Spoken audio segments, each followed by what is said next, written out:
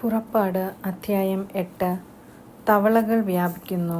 കർത്താവ് മോശെയോട് അരുളിച്ചെയ്തു, ഫറവോയുടെ അടുക്കൽ ചെന്ന് പറയുക, കർത്താവ് കൽപ്പിക്കുന്നു, എന്നെ ആരാധിക്കാനായി എൻ്റെ ജനത്തെ വിട്ടയയ്ക്കുക. അവരെ വിട്ടയയ്ക്കാൻ നീ വിസമ്മതിച്ചാൽ തവളകളെ അയച്ച് ഞാൻ നിന്റെ രാജ്യത്തെ പീഡിപ്പിക്കും. നദിയിൽ തവളകൾ പെരുകും. നിന്റെ മന്ദിരത്തിലും ശയനമുറിയിലും കിടക്കയിലും നിന്റെ സേവകരുടെയും ജനങ്ങളുടെയും ഭവനത്തിലും അടുപ്പുകളിലും മാവ് കുഴയ്ക്കുന്ന പാത്രങ്ങളിലും അവ കയറിപ്പറ്റും. നിന്റെയും ജനത്തിൻ്റെയും സേവകരുടെയും മേൽ അവ പറന്നു കയറും. കർത്താവ് മോശയോട് കൽപ്പിച്ചു, അഹരോനോട് പറയുക, നിന്റെ വടി കയ്യിലെടുത്ത് നദികളുടെയും തോടുകളുടെയും കുളങ്ങളുടെയും മേൽ നീട്ടി ഈജിപ്റ്റ് മുഴുവൻ തവളകളെ കൊണ്ട് നിറയ്ക്കുക. അഹരോൻ ഈജിപ്റ്റിലെ ജലാശയങ്ങളുടെ മേൽ കൈനീട്ടി തവളകളെ കൊണ്ട് ഈജിപ്റ്റ് ദേശം മുഴുവൻ നിറഞ്ഞു. മന്ത്രവാദികളും തങ്ങളുടെ മാന്ത്രിക വിദ്യയാൽ ഈജിപ്റ്റിലേക്ക് തവളകളെ വരുത്തി.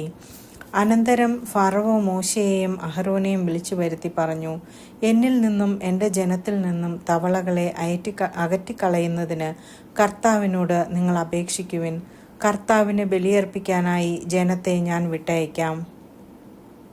മോശ ഫറവോയോട് പറഞ്ഞു, തവളകളെ നിന്നിൽ നിന്നും നിങ്ങളുടെ ഭവനത്തിൽ നിന്നും അകറ്റി നദിയിൽ മാത്രം ഒതുക്കി നിർത്തുന്നതിനായി നിനക്കും സേവകർക്കും ജനത്തിനും വേണ്ടി ഞാൻ എപ്പോഴാണ് പ്രാർത്ഥിക്കേണ്ടതെന്ന് അറിയിക്കുക. ഫറവോ പറഞ്ഞു, നാളെ. മോശ തുടർന്നു, അങ്ങനെയാകട്ടെ. ഞങ്ങളുടെ ദൈവമായ കർത്താവിന് തുല്യനായി മറ്റാരുമില്ലെന്ന് അങ്ങനെ നീ ഗ്രഹിക്കും. തവളകൾ നിന്നിൽ നിന്നും വീടുകളിൽ നിന്നും സേവകരിൽ നിന്നും ജനത്തിൽ നിന്നും അകന്ന് നദിയിൽ മാത്രം ഒതുങ്ങി നിൽക്കും. മോശയും അഹരോനും ഫറവോയുടെ അടുത്ത് നിന്ന് പോയി. തവളകളെക്കുറിച്ച് താൻ ഫറവോയോട് പറഞ്ഞതുപോലെ മോശ കർത്താവിനോട് അപേക്ഷിച്ചു. മോശ അപേക്ഷിച്ചതുപോലെ കർത്താവ് പ്രവർത്തിച്ചു. വീടുകളിലും അങ്കണങ്ങളിലും വയലുകളിലും ഉണ്ടായിരുന്ന തവളകൾ ചത്തൊടുങ്ങി. അവർ അവയെ വലിയ കൂനകളായി കൂട്ടി.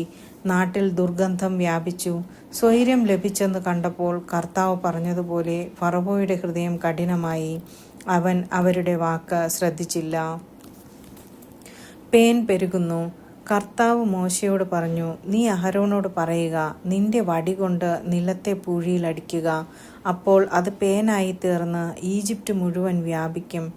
അവൻ അപ്രകാരം ചെയ്തു. അഹരോൻ വടിയെടുത്ത് കൈ നീട്ടി നിലത്തെ പൂഴിയിലടിച്ചു. ഉടനെ മനുഷ്യരുടെയും മൃഗങ്ങളുടെയും മേൽ പേൻ നിറഞ്ഞു.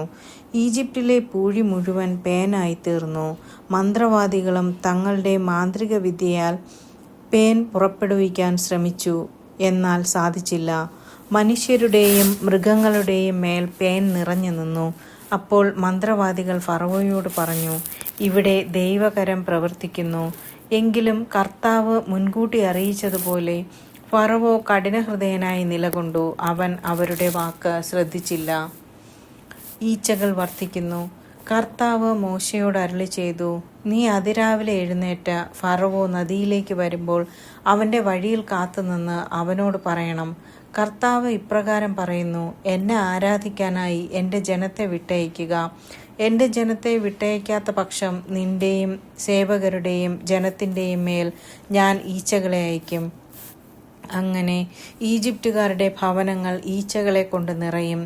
അവർ നിൽക്കുന്ന സ്ഥാനം പോലും ഈച്ചക്കൂട്ടങ്ങൾ പൊതിയും.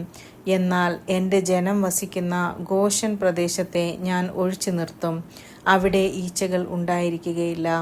അങ്ങനെ ഭൂമിയിൽ ഞാനാണ് കർത്താവ് എന്ന് നീ ഗ്രഹിക്കും.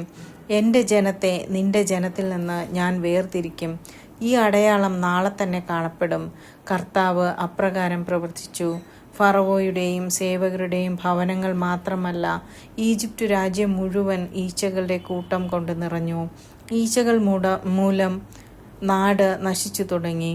അപ്പോൾ ഫറവോ മോശയെയും അഹരോനെയും വിളിച്ചു പറഞ്ഞു, നിങ്ങൾ പോയി ഈ രാജ്യത്തിനുള്ളിൽ എവിടെയെങ്കിലും നിങ്ങളുടെ ദൈവത്തിന് ബലി അർപ്പിച്ചുകൊള്ളുവിൻ.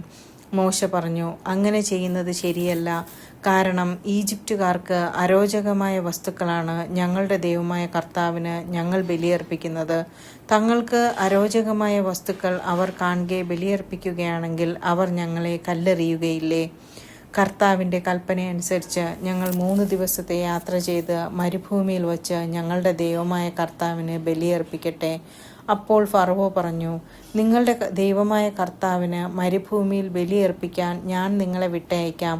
എന്നാൽ നിങ്ങൾ വളരെ അകലെ പോകരുത്. എനിക്ക് വേണ്ടി നിങ്ങൾ പ്രാർത്ഥിക്കുകയും വേണം. മൂശ ഫറവോയോട് പറഞ്ഞു, ഞാൻ ഉടനെ നിന്നെ വിട്ടു പോകുകയാണ്. ഫറവോയിൽ നിന്നും സേവകരിൽ നിന്നും ജനത്തിൽ നിന്നും ഈച്ചകൾ നാളെ തന്നെ അകന്നു പോകണമെന്ന് ഞാൻ കർത്താവിനോട് പ്രാർത്ഥിക്കും.